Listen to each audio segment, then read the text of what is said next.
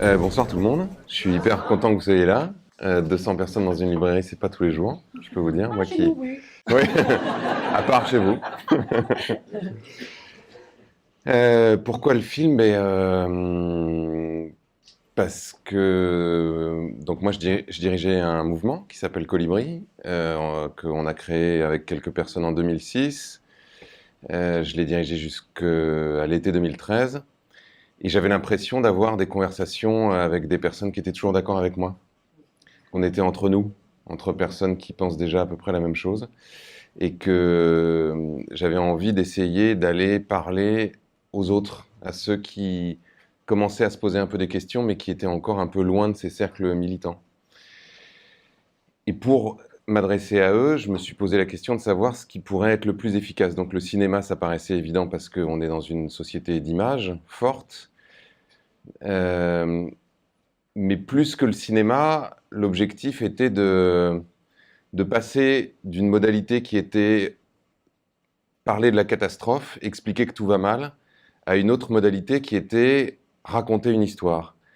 Aller chercher certaines des meilleures solutions qu'on connaît dans un certain nombre de domaines, les mettre ensemble et construire un récit. Pourquoi? Parce que, a priori, les histoires sont le moyen le plus puissant pour à la fois rassembler les gens, mais aussi pour leur permettre de coopérer. C'est ce dont on parlera peut-être tout à l'heure. C'est ce que raconte notamment Harari dans Sapiens ou dans Homo Deus. Et j'avais pas lu tout ça jusqu'à ce moment-là. Et c'était une espèce d'intuition qui s'est confirmée par la suite, puisque contrairement à d'autres films auxquels j'avais pu participer, ou films d'amis qui avaient fait des documentaires sur l'écologie ces dernières années, Demain a touché un public beaucoup plus large. On a fait 1 200 000 entrées en France. Il est sorti dans 30 pays. On a vendu 250 000 DVD, je crois, avec plein de gens qui, un peu comme toi, les achetaient par pile de 10 ou 15 pour les donner à Noël ou à leurs amis. Et il y a énormément de projets qui sont nés du film. On a commencé à recenser au départ, parce qu'il n'y en avait que quelques-uns qu'on voyait passer dans la presse locale. Puis au bout d'un moment, il y en avait tellement qu'on a ouvert une section sur le site internet qui s'appelle donc Après-demain, avec l'intention de proposer aux gens de décrire ce qu'ils avaient fait après avoir vu le film. Et là, il y a plus de 1000 contributions sur le site. Et voyant ça, France 2 nous a proposé de faire un autre documentaire, donc qui passera à la fin de l'année, qui s'appelle Après-demain, c'est très original, et qui est allé à la rencontre de toutes ces personnes-là. À la fois ceux qui ont réussi, mais aussi ceux qui ont échoué, parce qu'il y en a qui ont échoué. Et à partir de ces rencontres-là, j'ai essayé d'extrapoler en essayant de mettre en avant les recettes qui faisaient que certaines initiatives fonctionnaient et d'autres pas. Et puis en essayant de comprendre comment on pourrait changer d'échelle, de passer de plein de petites initiatives morcelées à un changement plus systémique. Donc à nouveau, ça parle de récit et de coopération, beaucoup. Moi, ce que j'ai pu voir dans mes années de militantisme et tout ça, c'est qu'il y a deux choses qui ne marchent pas. La première, c'est faire la morale et essayer de convaincre les gens qu'il faut faire quelque chose. Enfin, si vous avez déjà essayé, je pense que vous vous en êtes rendu compte tout seul. Ce qui marche mieux, c'est la fameuse phrase de Gandhi qui dit montrer l'exemple n'est pas la meilleure façon de convaincre, c'est la seule. Je raconte souvent cette petite histoire avec mes enfants. Quand mon fils était plus petit, puisqu'il a 13 ans maintenant. C'est un ado qui pue des pieds et qui regagne la Coupe du Monde. Il a d'autres qualités. Je voulais brosser à gros traits. Et quand il avait 6 ans, à un moment où on avait des souris dans la maison et que j'essayais de me débarrasser de ces souris en calfeutrant les placards, en nettoyant tout pour qu'il ne reste pas de nourriture, en mettant des trucs à ultrasons, et que ça ne marchait pas, j'ai fini par mettre un piège au milieu de la cuisine. Et un matin, on est descendu et donc il y avait une souris qui était décapitée dans le piège. Et donc mon fils Pablo de 6 ans regarde le piège, me regarde et puis il me dit alors l'écolo, on tue des animaux? Et je me suis dit, là, je pense que c'est mort. C'est-à-dire que je pourrais lui dire tout ce que je veux sur mais il faut pas faire ci, il faut pas faire ça. Tant qu'il me verra le faire, ça changera rien. Bon, bah, c'est un peu pareil avec votre belle-mère, vos collègues de bureau, vos amis que vous bassinez pour qu'ils prennent leur vélo, pour aller au travail, pour qu'ils mangent moins de viande. La seule chose qui peut avoir de l'impact sur eux, c'est que vous le fassiez et que vous le fassiez pas dans une démarche de militantisme un peu sacrificielle, mais que ils sentent que vous le faites parce que ça correspond à vos convictions les plus profondes. Et en le faisant, c'est ce que j'explique dans le livre, vous pouvez commencer à raconter une histoire. Et l'histoire que vous racontez quand vous faites quelque chose a souvent plus d'impact que la petite quantité de CO2 que vous n'avez pas émise en allant à votre travail, en faisant du vélo plutôt qu'en prenant la voiture.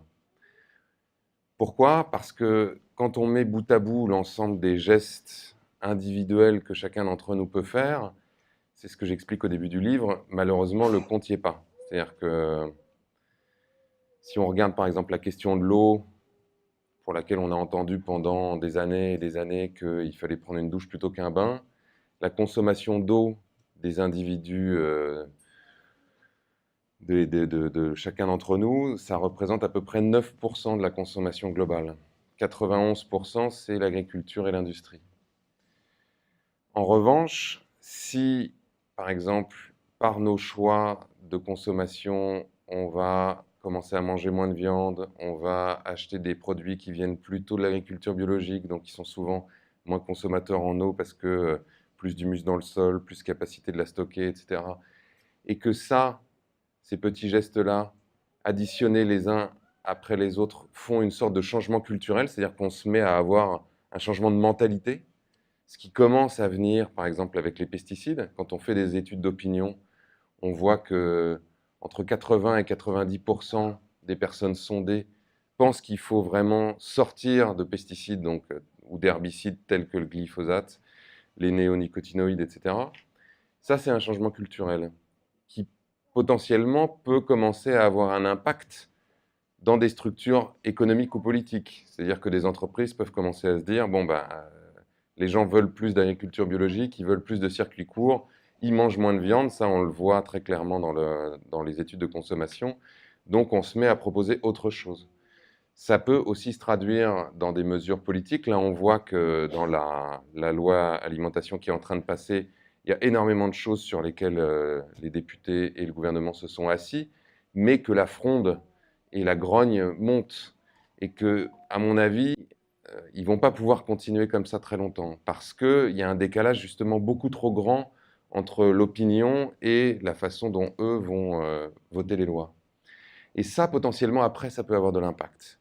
Parce que si les modèles agricoles se transforment, si les modèles industriels se transforment, là, on va avoir vraiment faire une différence sur la consommation d'eau. En revanche, si on continue à cantonner les gens à ces petits gestes en leur disant que c'est ça la solution, pour moi, malheureusement, on n'arrivera pas à basculer vraiment dans autre chose. Le problème, c'est que la communication s'est faite quasiment exclusivement là-dessus pendant des années, en disant éteignez la lumière, prenez une douche plutôt qu'un bain, prenez pas votre voiture. Mais ça, c'est aussi une façon de cantonner les choses à un tout petit secteur. C'est la même chose avec les entreprises d'ailleurs. Pendant longtemps, on a dit aux entreprises, ou les entreprises ont dit, nous, on fait du développement durable, on fait de la responsabilité sociale et environnementale, mais ça veut dire limiter un peu l'impact, un petit peu, mais sans toucher au cœur du modèle. Donc, on va se retrouver avec ce qui m'est arrivé à un moment où j'ai été invité une fois à un colloque consacré au développement durable au siège du journal Le Monde, sponsorisé par McDonald's. J'y suis allé un peu perplexe, donc il m'invitait à venir parler.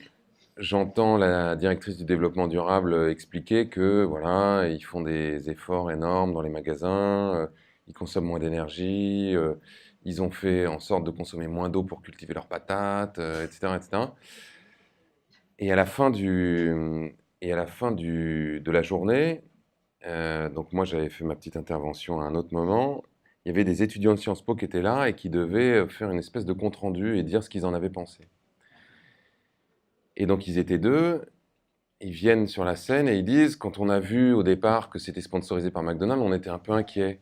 Et puis quand on vous a entendu parler, après on était rassuré parce qu'on s'est dit que blablabla. Donc là, moi j'ai commencé à voir la fumée qui me sortait un peu des oreilles.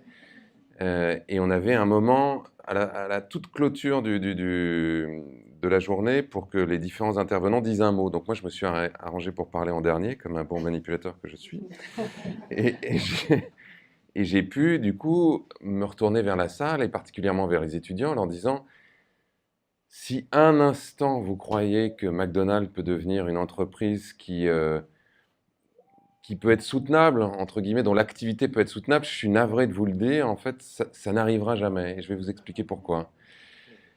Le cœur du métier de McDonald's, le cœur de son activité, c'est de faire des burgers pour tout le monde sur la planète. Alors, bon, on peut imaginer qu'un jour, ils feront des burgers à partir de cellules souches où il n'y aura plus besoin de viande. Bon, en attendant, ça demande de faire de l'élevage industriel et intensif de bovins, qui est une des choses qui est sans doute le plus d'impact sur le changement climatique. À la fois à cause du méthane, des paies, des bœufs, on en a beaucoup parlé, etc. Mais surtout à cause de la déforestation qui a lieu pour nourrir ces bêtes-là. Euh, leur deuxième Leur deuxième objectif, c'est de vendre des frites avec leurs burgers. Et pour faire ces frites, il faut faire de la monoculture de patates un peu partout dans le monde. Et cette monoculture de patates, elle demande là aussi de raser un certain nombre de paysages, de forêts. Elle appauvrit les sols. Elle fait en sorte qu'on ait des méthodes qui utilisent beaucoup de produits phytosanitaires, beaucoup de pesticides, qui ont là aussi un impact terrible sur les insectes, sur la vie du sol, etc., etc. Et qui là aussi participent au réchauffement climatique. En plus de ça, c'est une façon de traiter les animaux qui est indigne, c'est aussi une façon de traiter les paysans qui est souvent indigne parce qu'ils vivent très peu de leur métier. Et puis, c'est aussi une standardisation de l'alimentation, c'est vouloir que tout le monde mange la même chose un peu partout sur la planète et que cette chose-là, par-dessus le marché, a tendance à rendre les gens obèses, diabétiques et ultra agressifs. Je ne sais pas si vous avez vu un film qui s'appelle Super Size Me avec un gars qui mange du McDo pendant 30 jours. Ça vaut quand même le déplacement. Donc, je leur dis ça et je leur dis donc, vous voyez que comparé à tout ça qui est le cœur de l'activité, économiser un peu d'énergie dans les magasins, ça va pas faire le compte. Donc, comme j'avais mis beaucoup j'étais un peu énervé, du coup, ils ont applaudi et tout ça. Et la directrice du développement durable de McDonald's a refusé de me serrer la main à la fin du truc. Et bien, pour nous, c'est pareil. C'est-à-dire que c'est la blague que je répète partout en ce moment, qui est dans tous les médias, etc. Quand je dis que si on fait que les petits gestes, c'est un peu comme si on disait je travaille chez Monsanto, je travaille chez Total, mais j'y vais en vélo. C'est-à-dire que, ok, vous y allez en vélo, mais ça, c'est au début et à la fin de votre journée. Et pendant tout le reste de la journée, si l'essentiel de notre temps, de notre créativité, de notre intelligence, de notre matière grise, est consacré à faire tourner un modèle qui, lui, continue à détruire à une vitesse frénétique les écosystèmes, à créer des inégalités, etc., là non plus, ça ne peut pas marcher. Là encore, petite anecdote que je raconte de temps en temps, sur le cœur du moteur, notre métier. Moi, quand donc j'ai été enfant de chœur très tard, jusqu'à 15 ans, même si ça ne se voit plus maintenant sur mon visage. Et, euh, et j'avais un copain donc, qui a fait toute sa scolarité avec moi jusqu'à la fin du collège, qui lui a fait des études un peu plus avancées plus tard. Ensuite, qui est devenu ingénieur, qui avait fait Louis le Grand, qui avait fait les mines, etc., et qui s'est mis à travailler pour Safran, qui est la branche militaire de Sagem. Et son boulot chez Safran, c'était de construire des tours qui calculaient la trajectoire des missiles pour être sûr qu'ils arrivaient exactement au bon endroit. Et à l'époque, il travaillait spécifiquement pour les Israéliens. Et moi, pendant ce temps-là, je travaillais dans une fondation qui s'appelle Homme de Parole, où j'organisais des congrès israélo-palestiniens pour essayer de faire la paix entre Israéliens et Palestiniens. Ça a très bien marché, ne me remercie pas. Et, et quand on se voyait, la blague, c'était, dis donc, ça marche la guerre, parce que ça marche la paix, parce que nous, la guerre, ça marche d'enfer. Et un jour, il m'appelle et il me dit, est-ce que on peut faire est-ce que je peux faire du bénévolat dans ton assos? Et je dis, ouais, sûrement, mais pourquoi est-ce que tu me demandes ça? Et il me dit, bah, parce que hier, je lisais une histoire à mon fils, et c'était l'histoire de Noé. Et à la fin du livre, la dernière page, c'était « Et toi, qu'est-ce que tu as fait pour rendre le monde plus beau aujourd'hui ?» Et quand il a repensé à sa tour qui envoyait les missiles pour qu'ils tombent exactement au bon endroit, il a eu comme un petit moment de solitude. Donc il s'est dit, tiens, je vais appeler mon bon copain qui, lui, essaie de faire la paix entre les Israéliens et les Palestiniens, et je vais aller faire un peu de bénévolat dans son assos. Et je dis, mais ton problème, c'est pas ça. Ton problème, c'est que ce que tu fais toute la journée, ça va à l'encontre de tes valeurs. Et que aujourd'hui, peut-être que tu te dis que c'est plus totalement supportable. Ça, c'est un exemple extrême. Donc il a fini par changer de boulot, by the way. C'est un exemple extrême.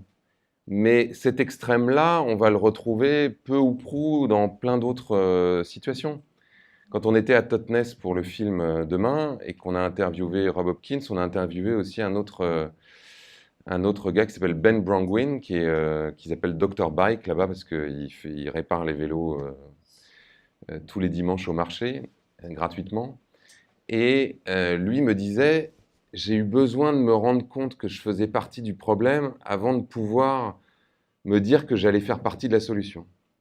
Et lui, il faisait pas un truc qui au départ paraissait tellement destructeur. Il faisait des logiciels pour les multinationales. Donc des logiciels qui les aidaient à faire tourner leur système informatique pour être plus performants. Mais quand il s'est vraiment posé la question, il s'est dit, quand même, c'est un problème. J'aide ces entreprises qui, justement, ont une capacité de destruction énorme, qui sont un peu les fers de lance de ce modèle ultra-capitaliste et libéral, à être plus efficaces grâce à mes logiciels.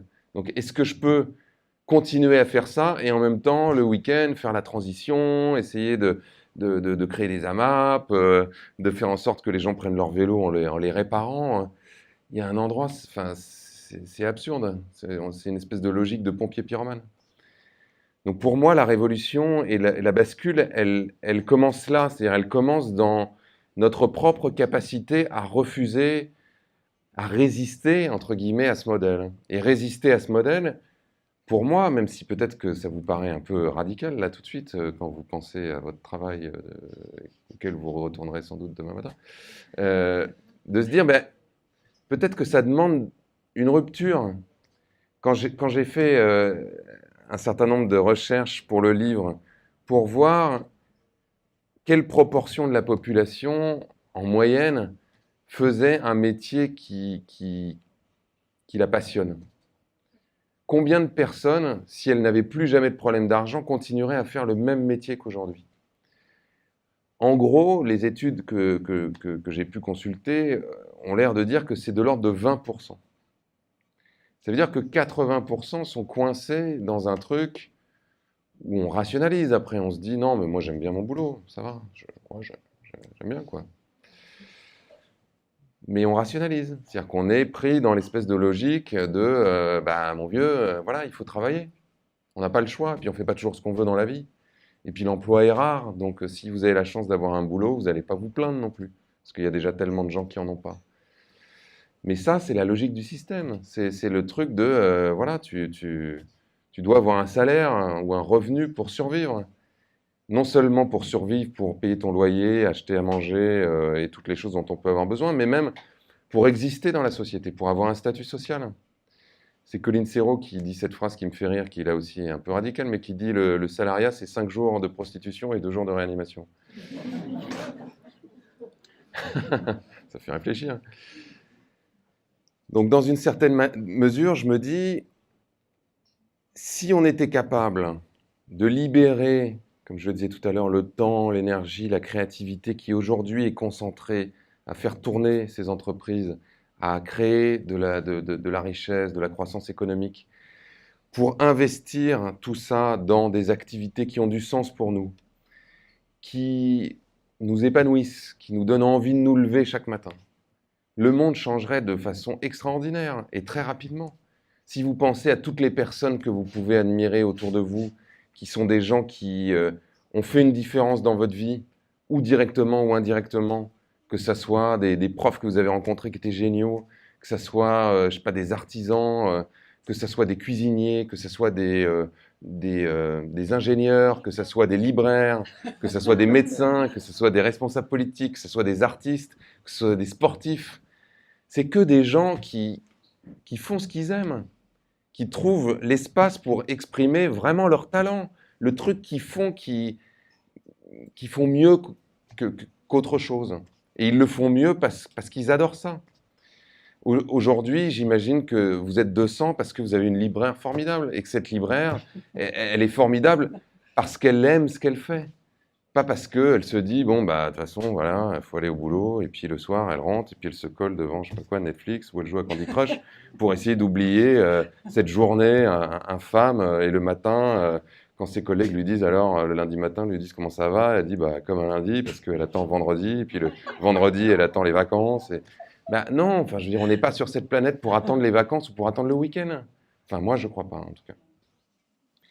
Ce que je dis dans le livre, en fait, c'est qu'on passe beaucoup de temps à, d'une part, à attendre que les responsables politiques changent les choses, comme ils ne le font pas, à les critiquer, ou à essayer de leur mettre la pression. Et souvent, cette pression est malheureusement difficile à mettre, et quand on y parvient, les résultats qu'on obtient sont souvent décevants. Si on, par exemple, on repense au pacte écologique en 2007 qu'avait lancé la Fondation Nicolas Hulot, qui était vraiment une initiative de pression citoyenne assez efficace, qui avait conduit à faire signer l'ensemble des candidats aux élections présidentielles en 2007 ce texte, qui avait ensuite donné lieu au Grenelle de l'environnement, et qu'on regarde les résultats du Grenelle de l'environnement, il y a eu quelques avancées, mais globalement, c'est relativement mince. Je donne un exemple dans le livre qui est le fameux plan Éco-Phyto. Je me suis amusé à relire le discours de Sarkozy en fait en 2008 quand ils ont lancé le Grenelle de l'environnement. Et c'est dingue. On dirait Al Gore, quoi, ou je sais pas, ou Nicolas Hulot. Il parle de révolution écologique, du modèle de croissance qui est mort, qui nous emmène dans le mur. Et il avait chargé Bruno Le Maire, donc qui était ministre de l'Agriculture à l'époque, d'élaborer ce plan pour diminuer de 50% l'utilisation des pesticides. Donc c'était un objectif hyper ambitieux. Ça s'appelait le plan Éco-Phyto 1. Ça n'a pas marché, donc à cause effectivement des lobbies, des entreprises de l'agroalimentaire, mais aussi de la FNSEA, mais aussi finalement d'une certaine inertie dans l'administration, mais aussi des groupes parlementaires qui étaient divisés parce que les élus locaux sont souvent en prise eux-mêmes avec un certain nombre d'entreprises ou de syndicats dans leur région qui leur disent non, tu vas pas voter ce truc-là. Donc, ça a été repris ensuite par Stéphane Le Foll dans le gouvernement suivant de François Hollande, qui a fait un plan Éco-Phyto 2. Et malgré le plan Éco-Phyto 1 et le plan Éco-Phyto 2, entre 2009 et 2016, non seulement on n'a pas réussi à réduire de 50% l'utilisation des pesticides, mais elle a augmenté de 20%. Donc partant de là, on peut se dire, mais quel est vraiment le pouvoir des responsables politiques par rapport à ces sujets-là?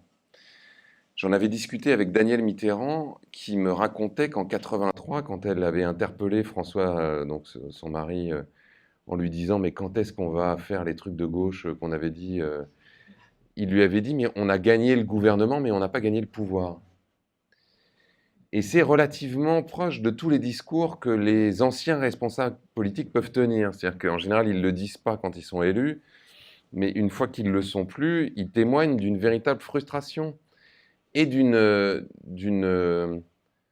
sorte de décalage entre ce qui est attendu par l'opinion publique et ce qu'eux ont réellement la capacité de faire. On a fait une interview de Nicolas Hulot là, qui va passer donc dans ce fameux après-demain là, à la fin de l'année, où il parle de ça, où il dit mais je vois tout le temps des gens qui se disent voilà, lui il est ministre, il est numéro 2 du gouvernement, donc il est dans son bureau, il peut appuyer sur des boutons et faire en sorte que les choses se passent. Et c'est en fait immensément plus difficile que ça. Et même en étant à l'endroit où je suis, la difficulté de faire avancer des sujets est ahurissante. Et j'en parle avec Françoise Nyssen, j'en ai parlé avec Brune Poirson, qui est plus proche d'Emmanuel Macron, mais qui, elle aussi, vient de la société civile. Et ils sont en off, ils sont très différents de cette espèce de discours très volontariste de oui, on va y arriver, on réforme, etc., qu'il y a devant les caméras. Et c'est assez logique, parce que pour que des responsables politiques puissent vraiment changer les choses, pour moi, ils ont besoin d'articuler leur action, non seulement avec des entrepreneurs et des gens qui ont une capacité d'influence économique, mais avec les citoyens. Et je raconte cette anecdote qui est elle-même racontée par Naomi Klein à propos de Franklin Roosevelt pendant les manifestations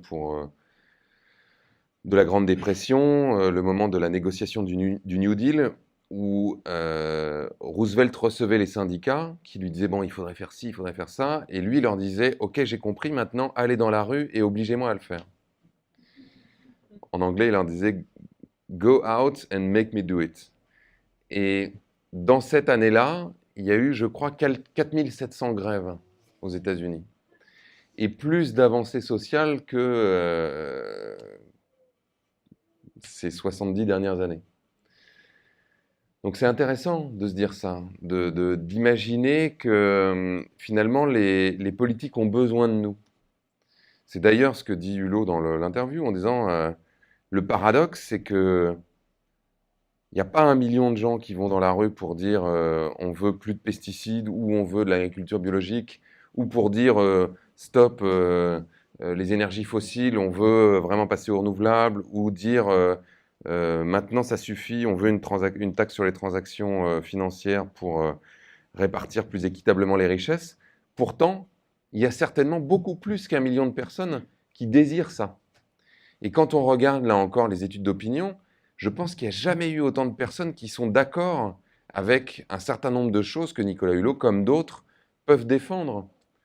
Mais comment est-ce qu'on fait pour que cette parole-là, que cette transformation culturelle qui est en train de se faire dans la société, elle trouve un canal pour s'exprimer et qu'elle pèse réellement, qu'elle puisse se traduire politiquement, économiquement, et qu'on ne soit pas justement dans le décalage dont je parlais tout à l'heure, où il y a une étude d'opinion en novembre 2017 sur le glyphosate, commandée pour le Figaro, où il y a 89% des personnes interrogées qui disent « nous, on pense qu'il faut sortir du glyphosate », et des députés qui, au moment de signer la loi, disent « bah non, en fait, cette histoire de sortie du glyphosate en 3 ans, on ne va pas le mettre dans la loi ».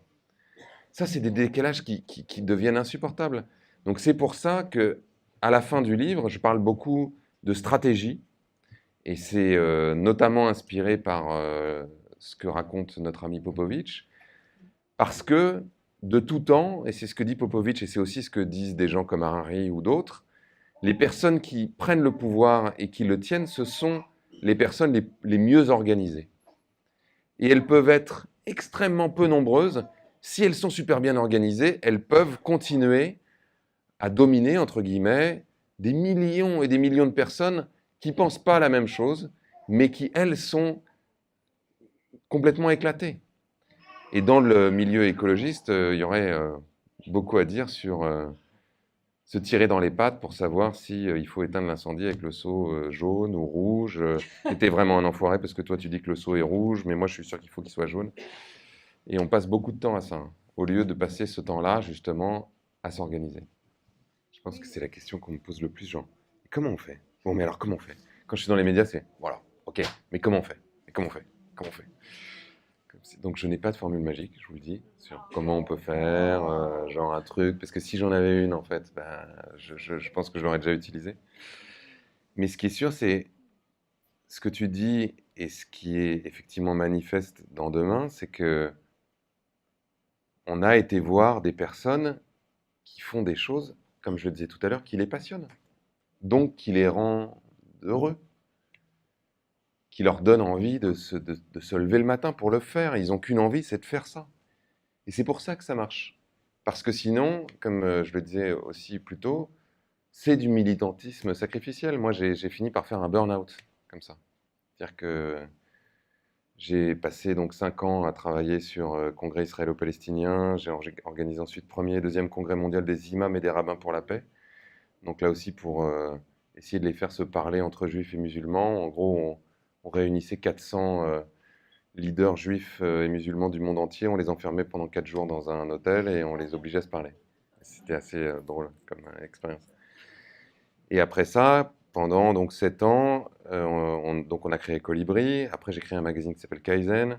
Après, cette collection chez Actes qui s'appelle Le Domaine du Possible. Je dirigeais les trois en même temps. J'ai fait un film avec Colin Serrault qui s'appelle Solutions locales pour un désordre global. J'ai 2 enfants. Je commençais à écrire un roman. Et donc, en 2012, gros burn-out. Ce qui m'a amené à m'arrêter complètement pendant 3 mois, à reprendre une thérapie pendant 9 et à essayer de me poser vraiment la question de savoir pourquoi je faisais ça. Et j'ai vu que non seulement j'étais embarqué dans une espèce de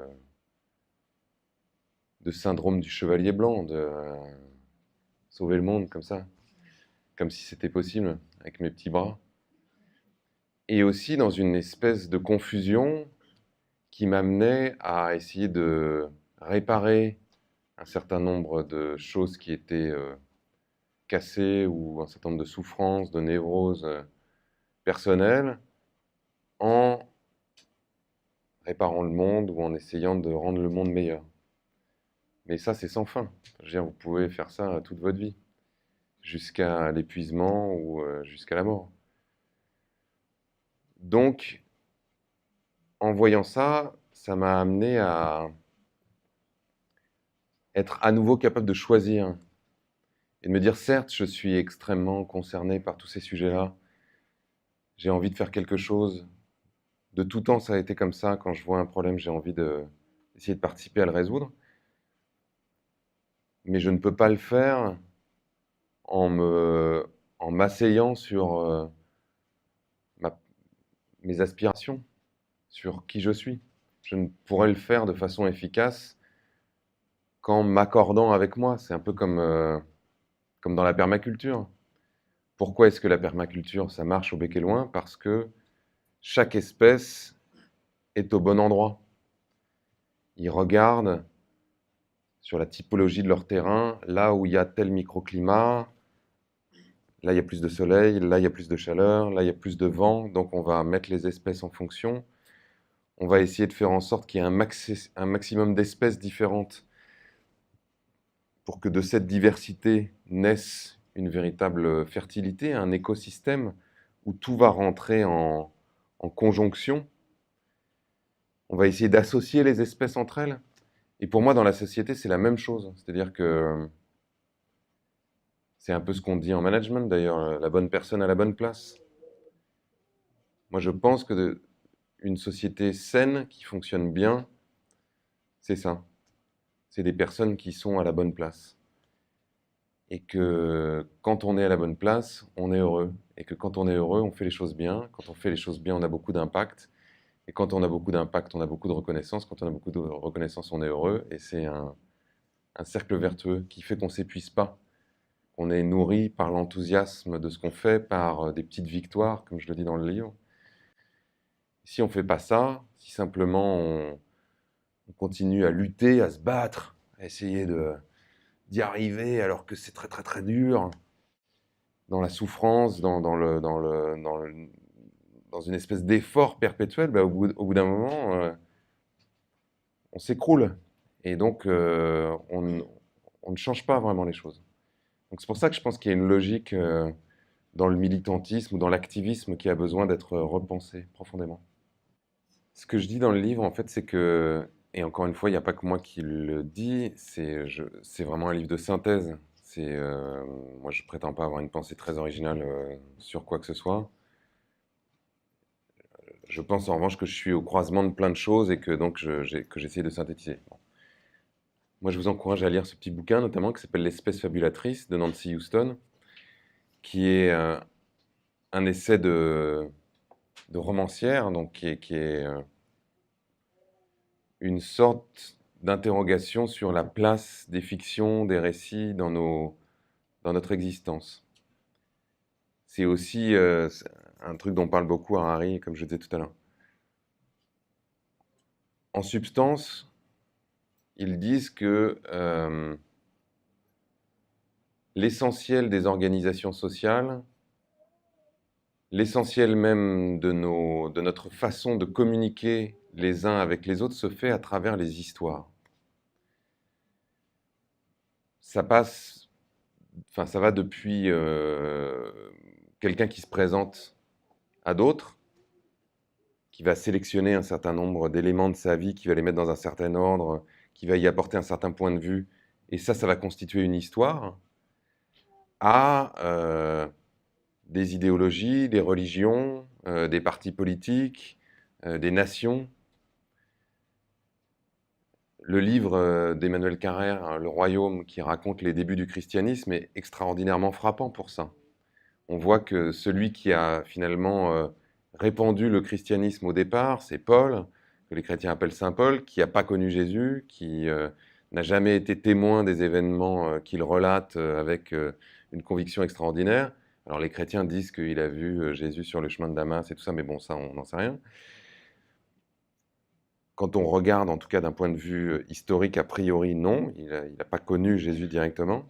Et pourtant, c'est lui qui a propagé cette histoire dans un certain nombre de communautés autour de la Méditerranée, qui a tenu ces communautés avec les épîtres aux Corinthiens et aux je sais plus quoi.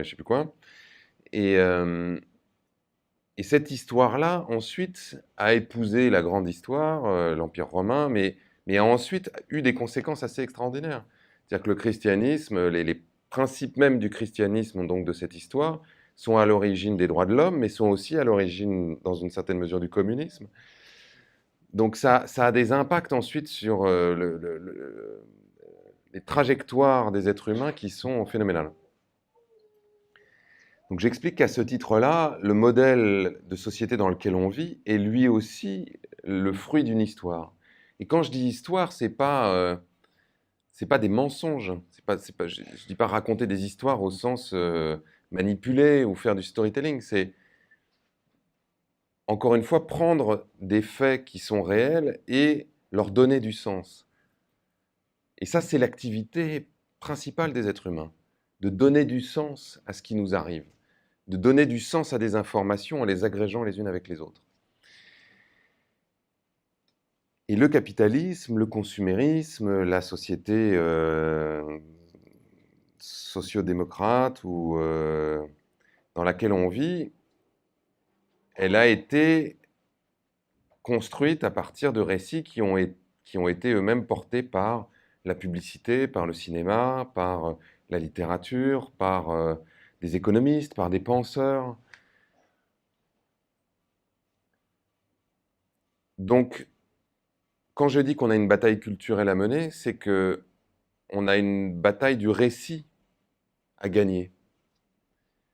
Construire un récit qui est évidemment le fruit de plein de petites histoires, comme celle qu'on a racontée dans Demain, des gens qui font de l'agriculture différemment, qui trouvent d'autres moyens de produire de l'énergie, qui réinventent la création monétaire, qui réinventent les moyens de prendre des décisions ensemble, la démocratie, qui réinventent les modèles éducatifs. Tout ça, finalement, ce sont plein de petites histoires qui sont racontées par des entrepreneurs, des agriculteurs, des enseignants, des artistes, qui peuvent faire émerger un récit plus vaste. Et évidemment, dans cette confrontation de récits, l'intérêt du modèle dominant, c'est de récupérer un certain nombre d'éléments du récit qui vient se confronter à lui pour les intégrer. Et donc c'est comme ça qu'effectivement des entreprises disent non, mais la grande distribution, par exemple, va dire ok, vous voulez plus de bio et plus de local, mais bonne nouvelle, on en fait dans nos rayons. Et on a des marques de producteurs avec la tronche des agriculteurs sur le paquet, et donc tout va bien. C'est pas la peine d'essayer de développer quelque chose en dehors de nos grandes surfaces, puisqu'on le fait déjà. C'est ce que fait McDo, comme tu le disais, en disant nous, voilà, on fait de l'écologie, du développement durable, donc vous pouvez continuer à venir chez nous. Pas besoin de changer votre mode d'alimentation. La façon de contourner ça, c'est de faire en sorte que ce nouveau récit se traduise par des choses tangibles. C'est pour ça que je parle d'architecture dans le livre, c'est-à-dire, pour moi, une société, elle est construite à la fois sur un récit, une histoire, ça c'est un peu l'air qu'on respire, c'est le truc qu'on voit plus, et après sur des architectures qui font que cette histoire, elle se traduit par des structurations qui orientent nos comportements. Donc j'en identifie essentiellement trois dans le livre. La loi, parce qu'évidemment la loi, c'est ce qui nous dit qu'on a le droit de faire ci ou pas le droit de faire ça. Qu'elles viennent d'ailleurs de modalités démocratiques ou qu'elles viennent parfois des religions aussi, puisqu'on voit que dans un certain nombre de traditions religieuses, la loi religieuse détermine la relation entre les hommes et les femmes, la façon de s'habiller, la façon de manger, etc., etc. Je parle beaucoup des écrans et des algorithmes informatiques qui aujourd'hui sont capables d'orienter nos comportements, orienter notre façon de penser, orienter un certain nombre de nos choix. Je parle de l'argent, dont j'ai beaucoup parlé tout à l'heure, hein, avec l'idée que comme on est obligé de gagner de l'argent, ben, on se met dans une perspective de faire un travail qui ne nous plaît pas forcément et donc d'avoir l'essentiel de notre temps et de notre énergie qui est consacré à autre chose qu'à transformer la société. Et donc pour moi, ce récit, pourquoi je dis qu'on doit s'organiser, qu'on doit être des millions à s'organiser à partir de maintenant, pour justement faire en sorte de cranter un certain nombre de choses. Et que par exemple dans la loi, demain, il y a un certain nombre de pratiques aujourd'hui qui sont vendues comme très écologiques par des entreprises et qui en fait sont du greenwashing, bah, qui seront interdites. Parce qu'on se sera donné un certain nombre de critères qui n'iront pas avec ça. C'est-à-dire de se dire, bah non, en fait, un modèle qui fait que on produit en immense quantité et donc qui produit un gâchis alimentaire considérable, qui fait circuler des bagnoles, des camions, bah, non, ça marche pas. C'est-à-dire qu'en termes d'impact écologique, si on fait des analyses du cycle de vie, bah, ça ne va pas. Donc, je ne sais pas ce qu'on met en place. On met en place un étiquetage qui montre l'empreinte de ces produits. Et donc là, tout d'un coup, on a quelque chose qui structurellement nous conduit à changer, qui n'est plus seulement justement une histoire et des idées. Parce que ça, effectivement, c'est très facile de reprendre des bonnes idées, de les mettre dans une belle pub bien foutue et de donner l'impression que n'importe quelle entreprise le fait. Après, il faut que ça s'incarne dans des structures de la société. Alors, Zdra Popovic, c'est un Serbe qui était un des leaders du mouvement qui a chassé Milosevic au début des années 2000 en ex-Yougoslavie. Son mouvement s'appelait Otpor. Et suite à la révolution donc, qui a réussi, il est devenu député pendant 4 ans et ensuite il a monté une ONG avec un certain nombre d'autres membres du mouvement qui s'appelle Canva. Et son métier, en substance, c'est consultant mondial en révolution. C'est-à-dire qu'il y a des gens qui viennent le voir du monde entier pour lui dire, voilà, moi j'habite au Pakistan, je voudrais faire la révolution, comment est-ce que je pourrais m'y prendre? Et donc il les forme, et à partir de son expérience propre dans Haute-Port et de l'expérience d'un certain nombre de groupes ou qu'il a observé ou qu'il a formé, il a élaboré une méthodologie en 9 points que j'explique dans le petit manuel et qui est évidemment encore plus détaillé dans son livre. Mais il n'y en a que 5 ce soir. Mais ça se commande. Je ne vais pas vous détailler les 9, mais il y en a quelques-uns pour moi qui sont un peu clés. Le premier, c'est voyez grand, mais commencez petit. C'est-à-dire, donnez-vous une vision large, un objectif vraiment emballant. Ça va d'ailleurs avec le principe numéro 3 qui est ayez une vision pour demain. Par exemple, si vous habitez au Mans, c'est moi je voudrais que Le Mans, ça devienne une ville zéro déchet. Ça pourrait être un objectif assez grand. Simplement, si vous commencez par essayer d'atteindre cet objectif-là, tout de suite, il y a de fortes chances que ça échoue. Donc vous allez mobiliser, vous allez par exemple faire une grande réunion, en disant, voilà, on vous invite tous pour, enfin, voilà, pour cet objectif-là, rendre la ville zéro déchet. Donc les gens vont venir assez excités par l'objectif, en se disant, bah ouais, c'est génial, moi j'ai hyper envie. Comme très souvent vous allez être un groupe associatif ou en tout cas de personnes de bonne volonté relativement peu organisées, avec relativement peu d'expérience du fonctionnement collectif. Vous allez faire une réunion, 2 réunions, 3 réunions, peut-être que vous allez lancer une première action, peut-être que vous allez essayer de contacter la mairie pour essayer de les brancher sur cet objectif-là. Ça va pas très bien marcher et au bout de 3, 4 réunions, il va y avoir un certain nombre des gens que vous avez mobilisés qui vont s'épuiser, qui vont dire bon bah si c'est pour faire de la réunionnite, on se voit tout le temps, on se parle, moi j'ai un peu autre chose à faire et qui vont quitter l'initiative. Et vous allez vous retrouver à une quinzaine de personnes ultra motivées qui vont lancer un ou deux composteurs collectifs qui vont être dans un coin de la ville et voilà. Et puis l'objectif zéro déchet, ben, on ne l'aura pas rempli. Ce que dit Popovic, c'est que quand il dit voyez grand mais commencez petit, il faut commencer par se donner un objectif atteignable. Lui, il dit que une grande victoire, c'est une succession de petites victoires atteignables. Donc se dire, tiens, c'est quoi la première étape? C'est quoi le truc qu'on pourrait faire au début qui pourrait mobiliser un maximum de personnes parce que ça les intéresse et qui, de façon réaliste, pourrait aboutir? Si vous trouvez ça et que vous réussissez, vous allez vous nourrir de cette victoire. C'est-à-dire que ça va donner de l'énergie à tout le monde.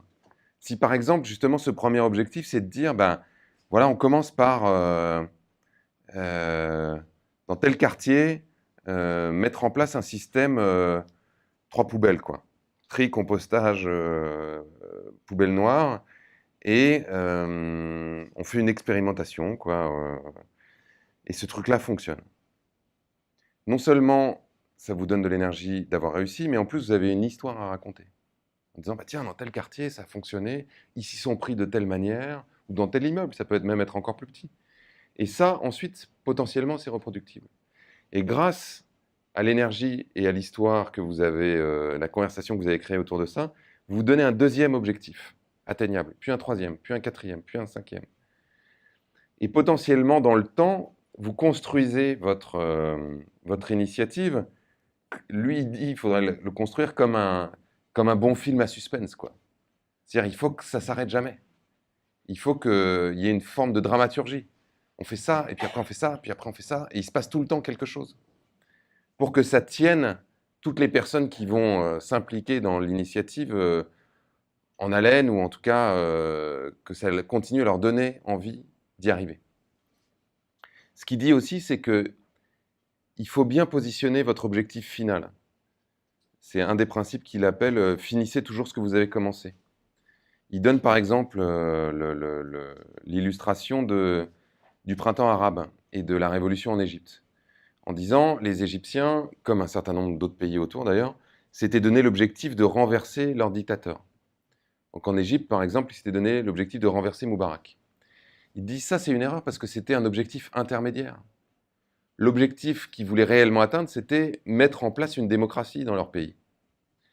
Comme ils n'ont pas bien ciblé l'objectif, une fois qu'ils sont parvenus à renverser le dictateur, plus personne n'avait de plan. Donc qu'est-ce qui s'est passé? C'est le groupe qui était le mieux organisé qui, à ce moment-là, a pris le pouvoir. Il se trouve que c'était les frères musulmans. Quand les frères musulmans ont commencé à être contestés, que les gens sont redescendus dans la rue, et qu'ils ont été, là encore, renversés, qui est-ce qui a pris le pouvoir? Ceux qui étaient les plus organisés, l'armée. Et ça se passe toujours comme ça. Il donne aussi l'exemple d'Occupy Wall Street, qui est un mouvement qui s'est essoufflé, qui était pourtant parti d'une intention extrêmement forte, et puis de gens qui avaient beaucoup d'énergie.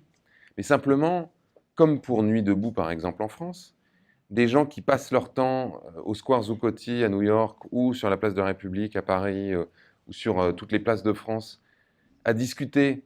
Dans un premier temps, c'est super parce qu'on se retrouve, on est ensemble, on expérimente quelque chose qui est de l'ordre de la démocratie, de la prise de décision, de l'écoute, de l'agora. C'est formidable. Mais si en plus on se fait déloger par la police, si en plus il fait froid, si en plus on ne remporte pas vraiment de victoire, si personne ne sait vraiment où on va, c'est-à-dire s'il n'y a pas de stratégie qui est, comme je le disais tout à l'heure, jalonnée d'un certain nombre de petites victoires intermédiaires, au bout d'un moment, le mouvement s'épuise, là encore. Et pour mobiliser les gens à nouveau derrière, c'est vachement difficile. Parce que vous les avez mobilisés une fois pour un grand objectif qui n'a pas réussi. Donc quand vous allez revenir pour leur dire, bon allez, cette fois on y va, ils vont vous dire, bah, ok, ça va, enfin, on a déjà essayé, ça n'a pas marché. Donc pourquoi cette fois ça marcherait? Donc ça va être encore plus difficile. Et encore plus difficile. Donc ça, je trouve que c'est hyper intéressant. Par exemple, il y a quelqu'un qui est venu me voir dernièrement, et je pense que ce ne sera pas le dernier. Je ne dis pas de nom parce qu'il y a des caméras, mais c'est chiant maintenant, on est filmé tout le temps, donc on ne peut plus raconter vraiment tout ce qu'on veut. Mais quelqu'un est venu me voir pour dire, voilà, là ça va être les élections européennes, on va lancer un mouvement, on a envie de lancer un mouvement, etc. Ce qui est le truc qui arrive à toutes les élections européennes. C'est-à-dire que depuis que Europe Écologie Les Verts a fait un bon score en 2009, vous pouvez être sûr qu'à toutes les élections européennes, quelqu'un vient vous voir en disant « On va lancer un nouveau parti, c'est le moment, les élections européennes, c'est super parce que c'est pas hyper politisé, et là, on va faire un carton. » Bon. Au moment des élections présidentielles, c'est pareil. Toutes les ONG se réveillent en disant « Il faut qu'on mette la pression, il faut qu'on fasse quelque chose. » Et donc là, je lui disais « Écoute, très bien, enfin, faites votre truc, mais pourquoi personne ne s'organise 4 ans à l'avance, avant les élections? Là, l'idée, c'était de faire une plateforme un peu avec des personnes de la société civile sur des grands sujets et qui sont tous un peu des référents forts. Type, je ne sais pas si vous connaissez une femme qui s'appelle Claire Nouvian, qui s'occupe d'une association qui s'appelle Bloom, qui travaille sur la protection des océans et qui a reçu dernièrement le prix Goldman, qui est une espèce de prix Nobel de l'écologie qui est attribué par continent, donc elle l'a reçu pour l'Europe, pour le travail qu'ils ont fait formidable sur l'interdiction de la pêche en eau profonde. Et donc, ce petit groupe se dit, ben voilà, on va prendre que des gens comme ça, qui sont hyper forts sur leur sujet, qui sont crédibles parce qu'ils ont obtenu des victoires, et on va créer une plateforme comme ça, thématique, et on va essayer de contraindre les responsables politiques à faire élire ces personnes-là plutôt que de se présenter eux en se disant c'est toujours mieux d'envoyer des activistes au Parlement européen que des politiques. Donc je me dis, bah, très bien, mais ça on l'a déjà fait d'une certaine manière. José Bové, Pascal Canfin, qui était le patron de Finance Watch, qui était une ONG qui travaillait sur justement la finance et les excès de la finance, Sandrine Bélier, qui était patronne de France Nature Environnement, tout ça, c'était déjà des gens qu'on a envoyés au Parlement européen qui étaient des militants. Ça fait pas de mal, honnêtement, et c'est même souvent les gens qui font le meilleur travail.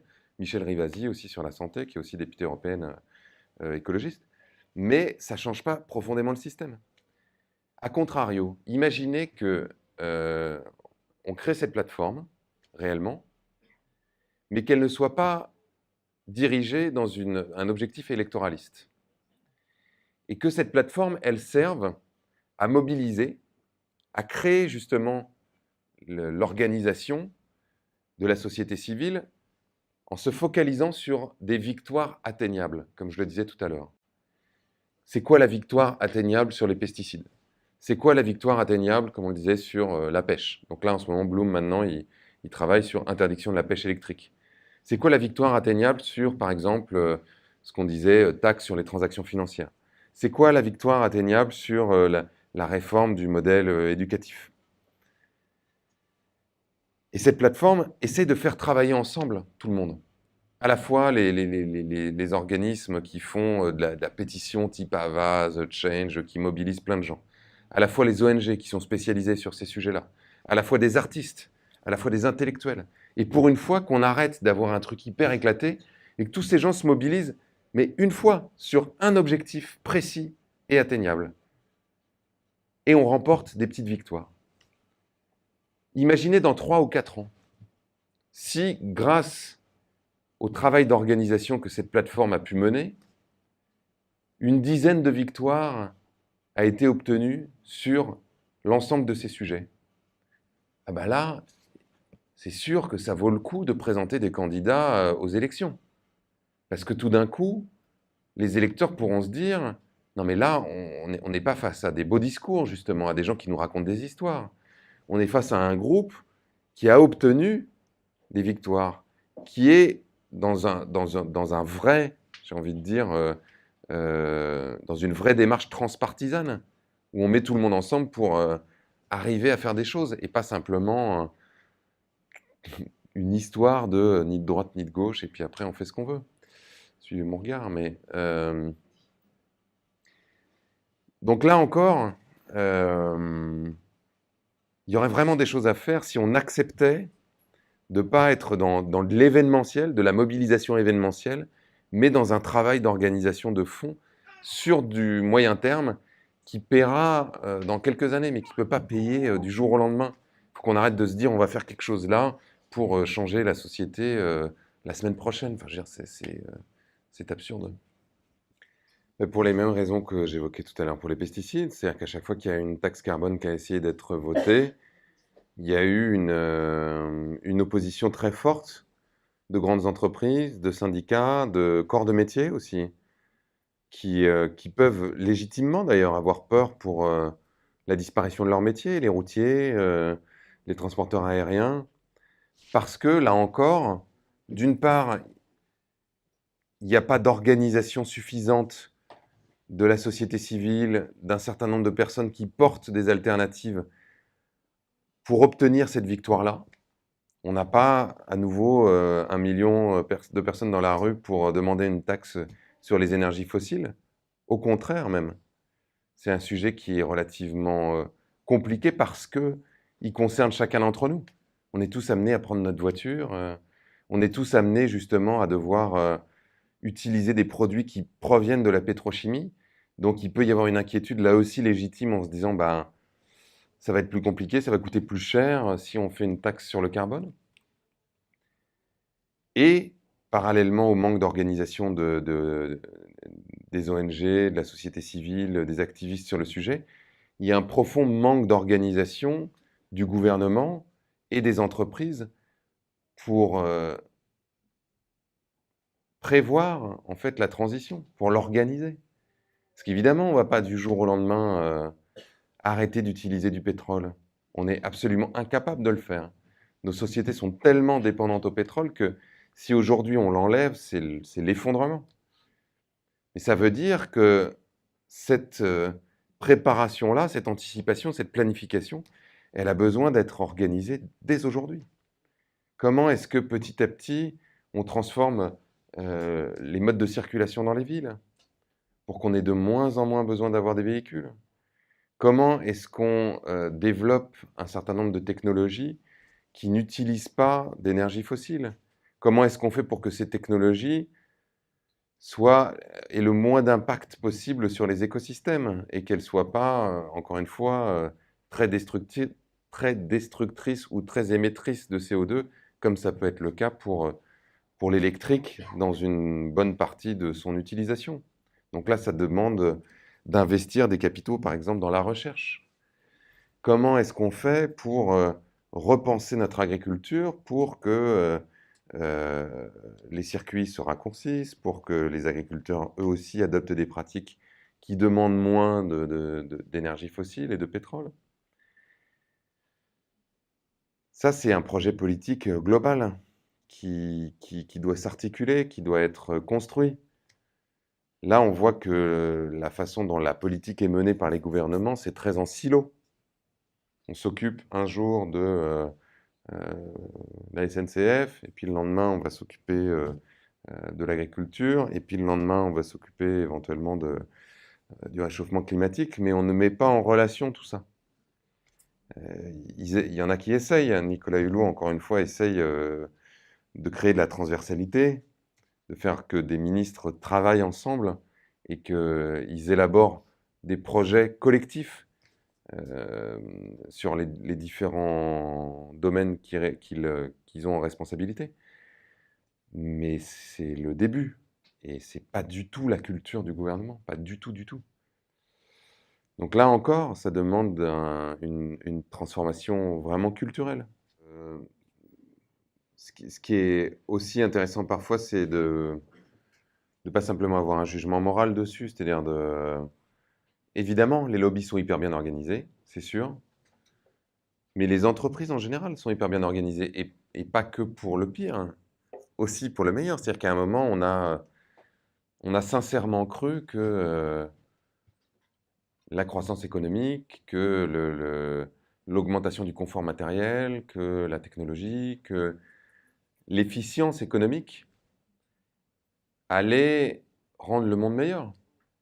Et dans une certaine mesure, ça a amélioré un certain nombre de sujets. C'est là où je parlais d'histoire, c'est-à-dire qu'on a ce récit-là, il est fort. Et aujourd'hui, si justement on se rend compte que c'est très efficace pour un certain nombre de choses, mais que c'est très destructeur pour d'autres, ben, c'est de notre responsabilité de transformer ce récit et de mettre l'efficacité des entreprises, du monde économique et de tout ce qu'on sait faire en termes d'organisation. Les êtres humains, on est quand même assez extraordinaires, hein. On a une capacité de coopérer et d'inventer et d'être d'une efficacité redoutable pour faire plein de choses. Mais il s'agit de mettre cette qualité-là, ces qualités-là, au service de la transformation de la société et pas simplement de les voir en négatif. Vous pouvez lire des livres, effectivement, sur le sujet qui sont très documentés. Il y en a un dernièrement qui s'appelle la face cachée de non, la guerre des métaux rares, la face cachée de la transition énergétique de Guillaume Pitron. Il y a L'âge des low-tech de Philippe Biwix aussi, enfin, qui parle beaucoup justement de l'impact négatif des énergies renouvelables. Notamment parce que les énergies renouvelables sont extrêmement dépendantes d'un certain nombre de métaux, de minerais, qui demandent des activités extractives très importantes. Or, il se trouve que l'industrie minière, donc, qui nous permet d'extraire ces métaux pour faire marcher un certain nombre d'éléments des panneaux solaires, des éoliennes, mais aussi énormément d'éléments de la transition, enfin de ce qu'on appelle la révolution numérique, quoi, les tablettes, les ordi, les smartphones, etc. Cette industrie minière est aussi polluante que l'industrie pétrolière et émet en moyenne autant de gaz à effet de serre et participe à l'exploitation d'un certain nombre de personnes qui descendent dans des mines pour aller chercher du tantal. Il fait 43 degrés sous terre, dans des galeries qui sont mal étayées, qui risquent leur vie, et évidemment pour un salaire de misère. Et nous, on a exporté cette industrie minière, puisqu'il y a quasiment plus de mines où il n'y en a plus du tout chez nous, beaucoup en Chine, un peu en Afrique, et effectivement, et je fais une sorte de mea culpa dans le livre en disant on n'a pas suffisamment insisté sur le fait que ces énergies ne sont pas, comme on a tendance à le dire, des énergies propres.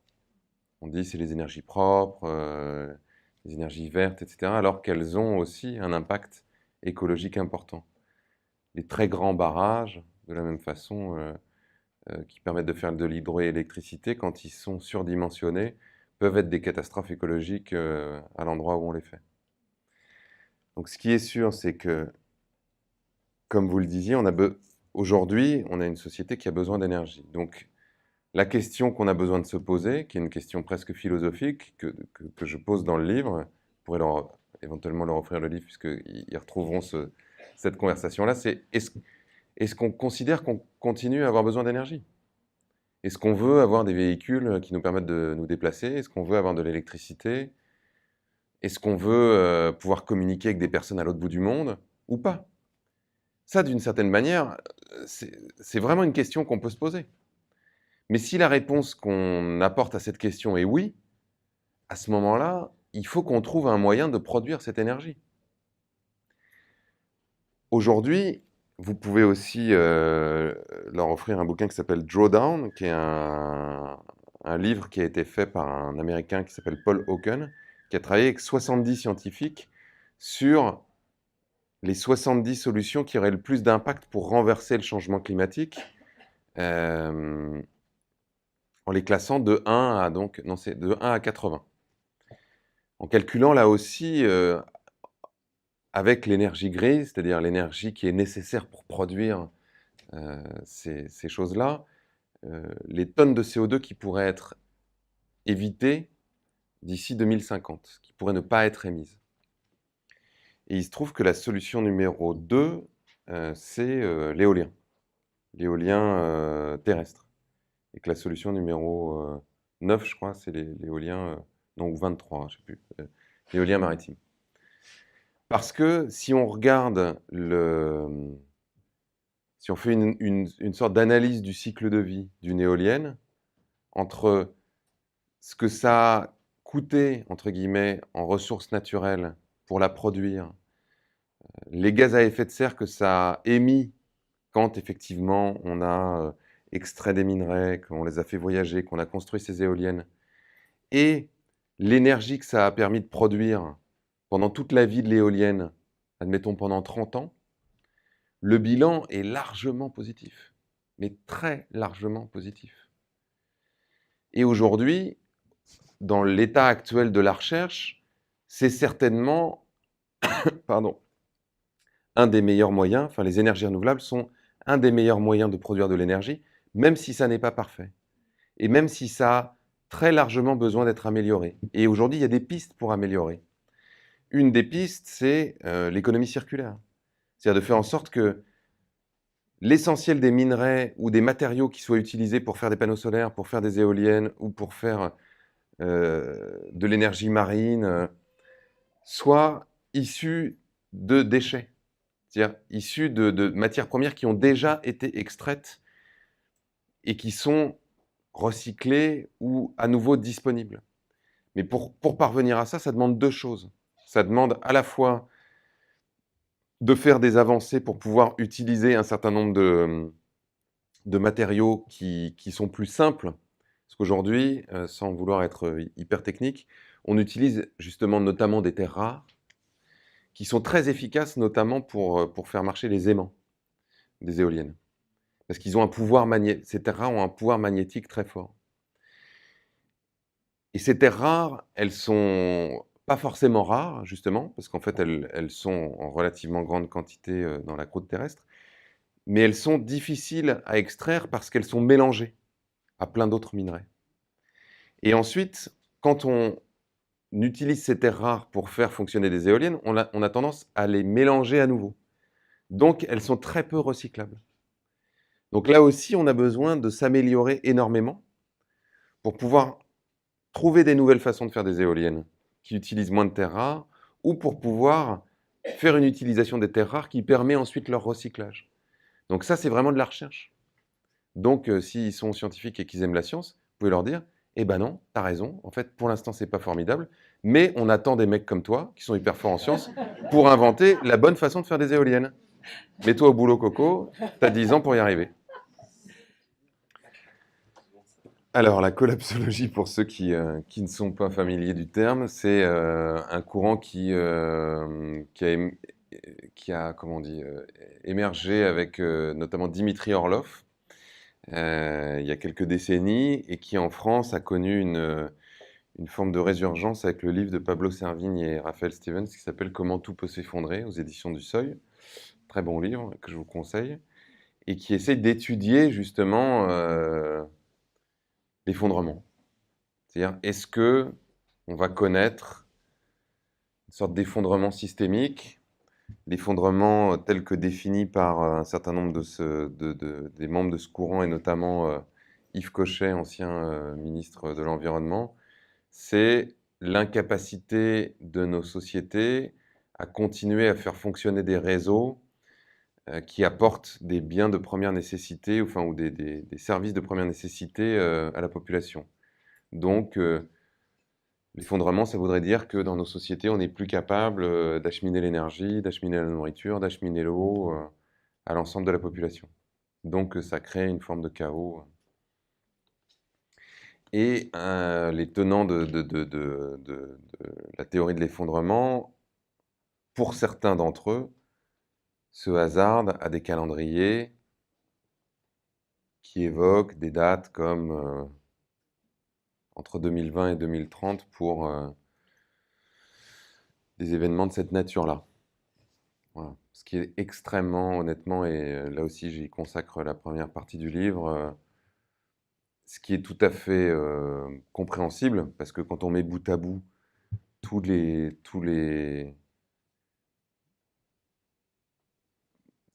choses qui s'effondrent déjà, d'une certaine manière, la biodiversité, la déforestation, l'appauvrissement des sols, la pollution et la raréfaction de l'eau dans un certain nombre d'endroits, etc., etc. Oui, on peut raisonnablement se dire qu'à un moment, ça va s'effondrer. Pour autant, énormément de scientifiques qui travaillent sur ces questions-là disent c'est absolument impossible de le prévoir, hein, parce que ça dépend de tellement de facteurs que je ne vois pas comment on peut dire il va se passer exactement ça et ça va se passer à tel moment. Ça, on n'en sait pas grand-chose. Mais que ça se produise ou non, ce qu'on aurait besoin de faire dès aujourd'hui, que ça soit pour éviter que ça se produise ou pour amortir le choc quand il va se produire, c'est à peu près la même chose, hein. Donc pour moi, ça ne change pas profondément le débat. Est-ce qu'on doit en parler à nos enfants? Moi, j'ai fait un bouquin avec Pierre Rabhi qui s'appelle Demain entre tes mains. C'est l'éditeur qui a choisi le titre, qui a réussi à coller demain dedans encore. Bon, bref. Euh, où j'ai fait une espèce de tentative de faire ça. C'est-à-dire de leur raconter au début du livre, un peu comme dans celui-là, ce qui se passe sur la planète de façon relativement frontale, quoi. Enfin, réaliste, sans enjoliver. Pour moi, c'est un livre qui s'adresse à des enfants à partir de 9 ans, c'est-à-dire à partir d'un moment où on est capable d'avoir une conversation relativement approfondie sur le sujet, et surtout, le livre part de là pour les emmener ailleurs. C'est-à-dire pour les emmener à pourquoi est-ce qu'on en est arrivé là, c'est-à-dire déjà comprendre ce qui fait qu'on fait ça, et on va assez loin, parce que le livre est presque philosophique à des moments, c'est-à-dire qu'on leur parle même du fait qu'on a peur de mourir, nous les humains, en fait. Donc que cette peur-là nous fait adopter des comportements qui ne sont pas forcément toujours très intelligents. Et ensuite, surtout, qu'est-ce qu'on peut faire? Et c'est un peu la même chose qu'avec les adultes. C'est-à-dire que si on laisse un adulte simplement avec le bouquin de Pablo et Raphaël, pour moi, c'est dur, quoi. Non, mais c'est vrai. C'est-à-dire qu'il y a un moment, c'est l'angoisse. C'est l'angoisse, c'est la déprime, c'est le deuil. Alors évidemment, eux, vous direz qu'on a besoin de passer par toutes ces phases-là et que c'est très important. Je suis d'accord, mais les études qu'on a sur le fonctionnement du cerveau, et notamment celles dont je parle dans le livre, qui sont développées là aussi dans le livre de George Marshall, Le syndrome de l'autruche, pourquoi nos cerveaux veulent ignorer le changement climatique, montrent que quand on est face à une nouvelle aussi anxiogène et aussi terrible, on a besoin enfin, la mécanique de notre cerveau qui essaye de nous préserver du danger va chercher à trouver une solution, une réponse. Et s'il n'en trouve pas, il va s'embarquer dans du déni, dans de la fuite, ou alors il va retourner la violence du truc contre lui-même. Donc ça va nous mettre dans un état, comme je disais, d'angoisse, de dépression qui est vraiment contre-productif. Et les enfants sont très sujets à ça. Moi, j'en avais parlé pas mal parce que, enfin, je parle tout le temps un peu de ça, donc mes enfants en entendent parler. Et à un moment, mon fils était dans un état d'anxiété assez terrible, en me disant, montre-moi les endroits qui vont être recouverts par la mer, qu'est-ce qui va se passer, et est-ce qu'on va tous mourir, donc, enfin, pour moi, il faut y aller avec quand même vraiment précaution, en étant certain que ce que vous allez raconter, vous allez être capable de faire le service après-vente et surtout de, de laisser votre enfant dans un état de pouvoir par rapport à cette situation. Un endroit où il se dit, mais ok, mais c'est pas une fatalité et moi, je peux faire quelque chose. Et, et, et c'est pour moi dans ce sentiment de pouvoir, dans ce sentiment de ne pas simplement être une victime et de subir la situation que se trouve la réponse. Et c'est le sentiment qu'on a essayé de susciter chez les adultes aussi, avec Demain. Et je crois que ça marche. Et si vous regardez bien, Demain, on n'a pas pour autant évité de dire les choses. Non, mais c'est pour ça que c'est intéressant. C'est qu'on a besoin des deux, en fait. Voilà, on a besoin de ah, ok, il se passe tout ça, c'est terrible, c'est terrible, c'est terrible. Et c'est justement au moment où on prend le coup de poing dans l'estomac qu'on a désespérément, que notre cerveau cherche désespérément un endroit solide où on peut aller poser notre pied. Et du coup, quand on propose quelque chose à ce moment-là, c'est un peu comme l'eau sur la terre sèche. Ça marche d'autant plus. Et ça permet, pour moi, de démultiplier l'énergie des personnes qui vont agir. Mais en fait, j'ai déjà répondu à cette question et c'est vraiment la dernière partie du livre. Le taffetas, c'est typiquement ce que j'appelle une architecture. C'est-à-dire, c'est une législation qui va faire que, quelle que soit la bonne volonté que vous pourrez avoir dans le futur, il y a un certain nombre de comportements ou de pratiques qui vont être orientés par la loi, parce que la loi le permettra, ou que le modèle économique fera que, comme ce qu'on disait tout à l'heure avec l'avion, ça sera moins cher de faire comme ça que de faire comme ça. Donc, ben, on aura tendance à faire comme ça, qui est souvent la pratique, pardon, la moins écologique et la moins respectueuse des droits sociaux et tout ça. La seule façon d'agir par rapport à ça, c'est de s'organiser, comme je le disais plus tôt. C'est-à-dire de faire en sorte que l'objectif qui est on veut s'opposer au TAFTA, on veut empêcher le TAFTA de rentrer en vigueur, ou le TAFTA est déjà en vigueur et on veut l'abroger ou je ne sais quoi, on l'aborde par une succession de petites victoires atteignables. Et que cette succession de petites victoires atteignables, elle soit menée par des gens qui s'organisent ensemble, des ONG, des syndicats, des citoyens, qui se donnent une stratégie et qui ne se contentent pas d'aller dans la rue une fois, deux fois, trois fois, puis ça ne marche pas, qui ne se contentent pas comme ça d'être dans des réunions associatives. On me l'a posé 1 million de fois cette question sur le TAFTA. Ben oui, mais c'est-à-dire qu'on est dans des réunions où il y a plein de gens qui sont déjà un peu d'accord avec ça, qui disent bon, qu'est-ce qu'on fait avec le TAFTA? Et puis qui gueulent, et puis qui connaissent bien le sujet, en disant c'est lamentable, ça va faire ça, faut le dire aux gens. Mais ça suffit pas. Il faut s'organiser. Il faut être. Si effectivement, comme vous le dites, et moi je le pense aussi, on est une force beaucoup plus importante que ce qu'on imagine, qu'on ait des millions de personnes à penser ça, ben, à un moment, il faut s'organiser. Il n'y a pas le choix.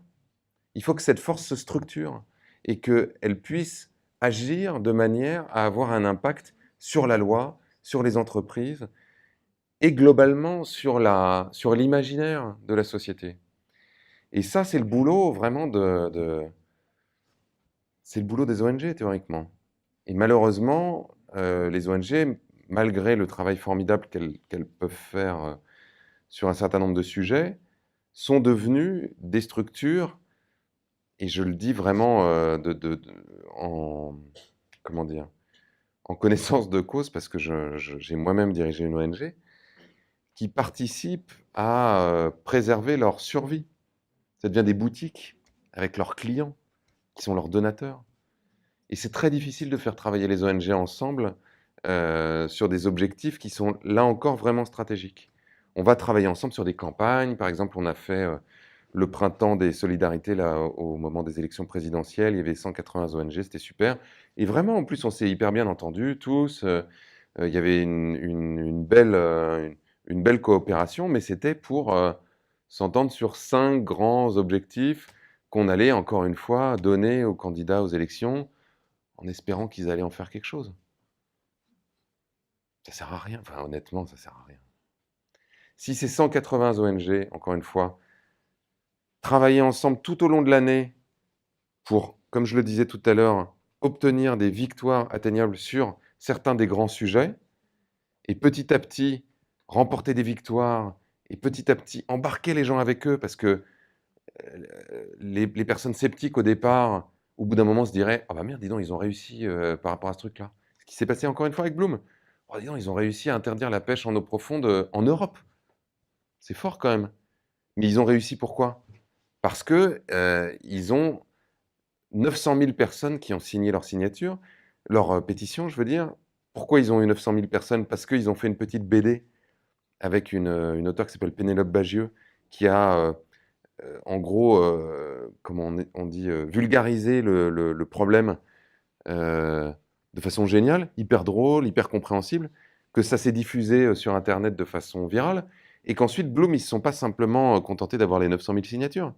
Ils ont passé leur temps à faire du lobbying auprès des politiques français, européens, mais jour et nuit, sans les lâcher, en utilisant la moindre occasion médiatique pour mettre un coup de projecteur, pour mettre les gens dans leur poche, pour mobiliser encore une fois des associations derrière eux.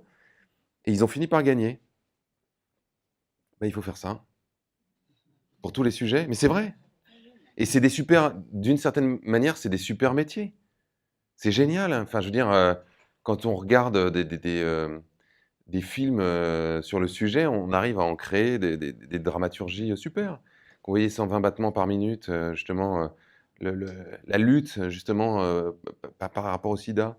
Vous pouvez voir un film qui est assez chouette, qui est un truc un peu classique, mais qui s'appelle Miss Sloane avec Jessica Chastain sur, justement, c'est une lobbyiste qui est une lobbyiste sans foi ni loi et qui tout d'un coup décide de s'engager pour faire une campagne pour interdire pour limiter l'accès aux armes à feu aux États-Unis. Ben, on voit ce que c'est que le boulot de lobbying, justement, et la quantité d'énergie et l'ingéniosité et la stratégie, la dose de stratégie qu'il faut avoir pour parvenir à ses fins. Ben, voilà, faut s'y mettre, quoi. Effectivement, Alternativa fait un super boulot, Colibri fait un super boulot. C'est important de s'appuyer là-dessus, de faire en sorte que ces ONG-là aient du monde derrière elles.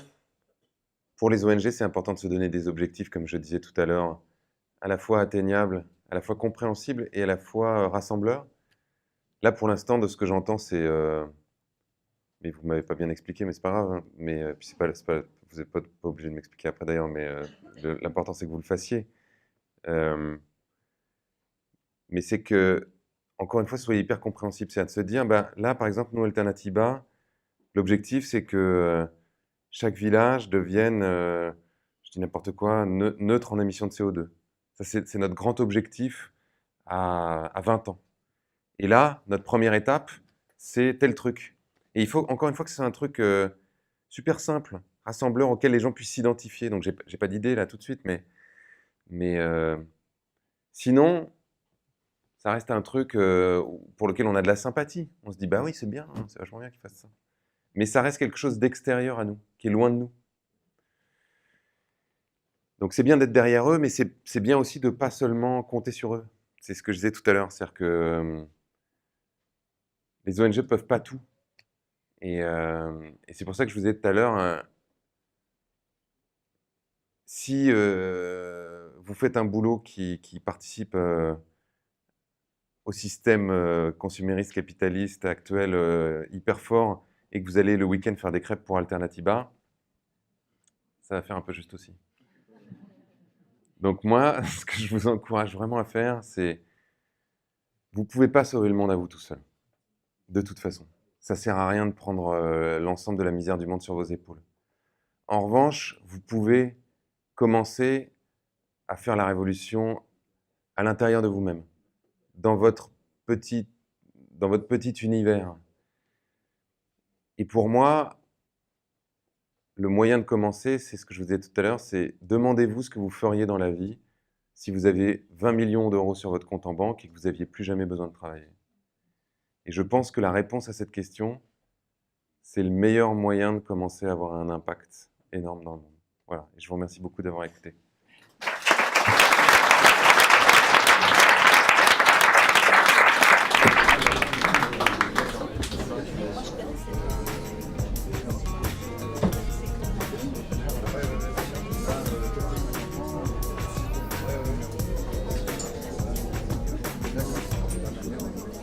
fait, ils